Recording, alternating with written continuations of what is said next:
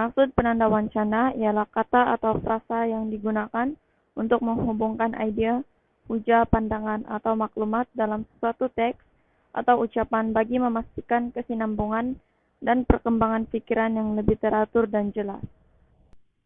Terdapat beberapa peranan penanda wancana. Yang pertama ialah menghubungkan ide dan maklumat. Penanda wancana berfungsi mengaitkan ayat atau perenggan supaya wacana lebih lancar. Contoh penanda wancana, selain itu, seterusnya. Dan banyak lagi. Contoh ayat, saya gemar makan roti karena rasanya enak. Selain itu, roti juga mudah disediakan. Peranan penanda wancana yang kedua ialah menunjukkan urutan. Penanda wancana berfungsi memberi gambaran susunan kronologi. Contoh penanda wancana ialah pertama, kemudian akhir sekali. Contoh ayat, pertama kita perlu menyediakan bahan-bahan untuk membuat roti, kemudian campurkan semua bahan tersebut dan biarkan dough mengembang. Akhir sekali, bakar dough yang telah kembang di dalam oven sehingga masak.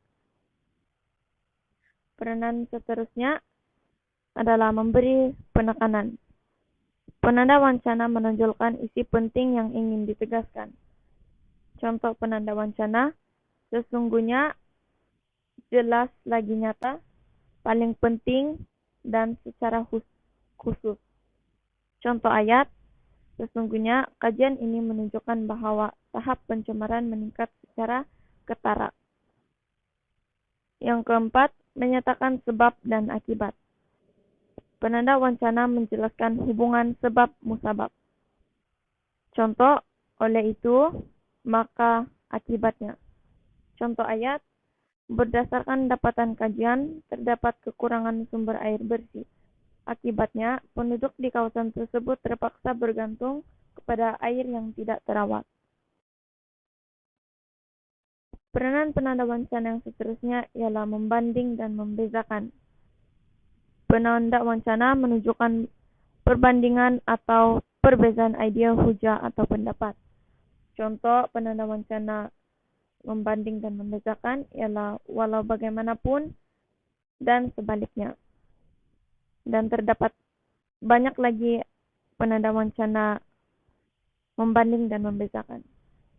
Contoh penggunaan dalam ayat, rancangan itu kelihatan baik, walau bagaimanapun masih ada beberapa kelemahan yang perlu diperbaiki. Penanda wancana yang terakhir ialah membuat kesimpulan. Penanda wancana dapat digunakan untuk menutup perbincangan dengan rumusan. Contohnya, kesimpulannya secara keseluruhannya, tuntasnya. Contoh ayat, kesimpulannya peranan keluarga dalam membentuk personality anak adalah penting. Oke, seterusnya saya akan menerangkan tentang perbezaan penanda wacana, kronologi, dan organisasi. Baiklah, bagi penanda wacana kronologi, definisi penanda wacana kronologi tersebut adalah penanda wacana yang menunjukkan urutan masa, langkah atau peristiwa. Umumnya, penanda wacana tersebut hanyalah digunakan untuk menunjukkan urutan masa ataupun peristiwa yang berlaku. Bagi organisasi pula, definisinya ialah penanda wacana yang menyusun dan menghubungkan idea atau isi penulisan. Kedua-dua penanda wacana ini mungkin sama, tetapi definisi penanda wacana tersebut, kronologi dia menerangkan tentang urutan masa ataupun peristiwa, sedangkan organisasi ini, penanda wacana organisasi digunakan hanya untuk menghubungkan idea-idea ataupun isi-isi penulisan tersebut. Seterusnya adalah fungsi. Fungsi untuk kalau penanda wacana kronologi untuk menjelaskan peristiwa atau tindakan mengikut urutan masa. Dan organisasi pula untuk menyusun isi karangan supaya lebih tersusun dan mudah difahami. Seterusnya, penanda wacana kronologi untuk menekankan bila suatu peristiwa itu berlaku, manakala organisasi pula menekankan bagaimana isi sesuatu perenggan itu diatur. Sebagai contoh, penanda wacana kronologi, contoh ayat, pada mulanya Amir membaca buku. Dia punya penanda wacana tu ialah pada mulanya. Lepas tu, selepas itu dia membuat latihan dan akhirnya berehat. Itu untuk penanda wacana kronologi. Dan untuk penanda wacana organisasi pula, contoh ayatnya ialah pertama, kita perlu menjaga kebersihan diri. Penggunaan penanda wacana itu adalah pertama. Lepas tu selain itu kita harus menjaga kebersihan rumah. Yang kita boleh lihat di sini dia menghubungkan isi pertama dengan isi kedua. Kesimpulannya kebersihan sangat penting. Jadi kita boleh nampak yang penanda wacana tersebut digunakan untuk menyusun ataupun isi-isi penulisan tersebut supaya menjadi lebih tersusun dan teratur. Seterusnya, saya akan menerangkan tentang penanda idea pertentangan. Apa itu penanda idea pertentangan? Penanda idea pertentangan merupakan kata atau frasa yang digunakan untuk menunjukkan percanggahan, perbezaan pandangan, atau pertentangan idea antara dua ayat ataupun pernyataan dalam suatu teks.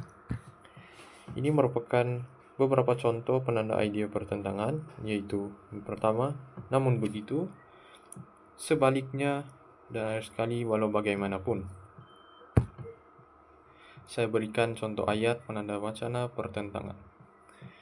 Yang pertama ialah Ali dan rakan-rakan ingin pergi melancong, namun begitu, kekangan keuangan menyebabkan rancangan mereka tidak dapat dilaksanakan.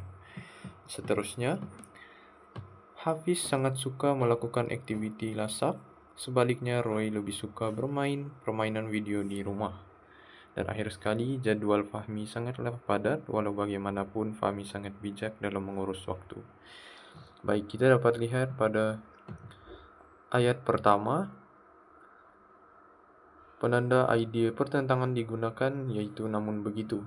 Seterusnya ayat yang kedua menggunakan penanda idea pertentangan sebaliknya, dan ayat ketiga yaitu yang ayat terakhir menggunakan penanda idea walau bagaimanapun.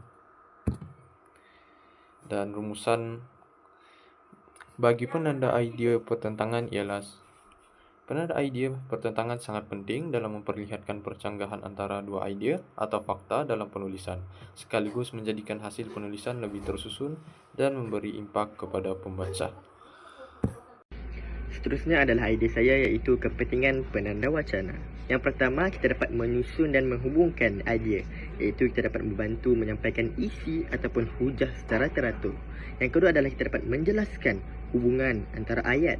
Kita dapat menunjukkan sebab, akibat, perbandingan ataupun pertentangan. Yang ketiga adalah meningkatkan kejelasan dan kefasihan bahasa kita, iaitu kita dapat menjadikan penulisan atau pertuturan kita dengan lebih lancar dan mudah difahami. Yang keempat adalah kita dapat menunjukkan gaya dan nada penulisan, iaitu kita dapat menyampaikan emosi kita, pendirian dan penekanan dengan lebih berkesan. Dan yang terakhir adalah memantapkan penulisan akademik dan formal, iaitu kita dapat mencerminkan kematangan bahasa kita dan pemikiran dalam penulisan kita. Sekian daripada saya. Seterusnya, saya akan membentangkan mengenai penggunaan penanda wacana. Penanda wacana terbagi kepada dua, iaitu tanpa penanda wacana dan dengan penanda wacana. Mari kita lihat yang pertama, iaitu tanpa penanda wacana. Tanpa penanda wacana, contohnya, tentera Jepun menyerang tanah Melayu, Jepun berjaya menawan Singapura, pentakbiran Jepun di tanah Melayu menimbulkan penderitaan kepada rakyat. Pemerintahan Jepun berakhir selepas Jepun menyerah kalah. Dari sini, apa yang kita boleh lihat, tanpa penanda wacana, ayat hanya disusun satu demi satu. Selain itu, idea masih dipahami, tetapi alirannya terasa terputus-putus. Dan juga, pembaca perlu meneka sendiri hubungan antara ayat. Seterusnya, kita lihat pula dengan menggunakan penanda wacana. Contoh, pada 18 September 1941, tentera Jepun menyerang tanah Melayu. Kemudian, pada 5 Februari 1942, Jepun berjaya menawan Singapura. Selain itu, pentakbiran Jepun menimbulkan penderitaan kepada rakyat. Akhir sekali, pada Ogos 1945, pemerintahan Jepun berakhir selepas Jepun menyerah kalah. Yang kita boleh lihat dengan menggunakan penanda wacana, hubungan di ayat dihubungkan dengan perkataan tertentu. Contohnya, kemudian, selain itu, dan akhir sekali. Selain itu juga, idea menjadi lebih tersusun, mengalir lancar, dan mudah dipahami. Pembaca boleh nampak hubungan logik antara satu ayat dengan ayat yang lain.